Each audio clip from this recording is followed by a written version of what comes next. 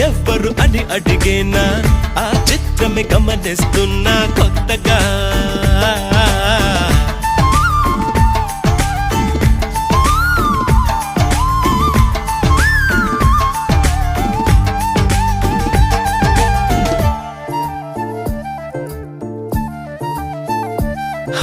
ప్రతి అడుగు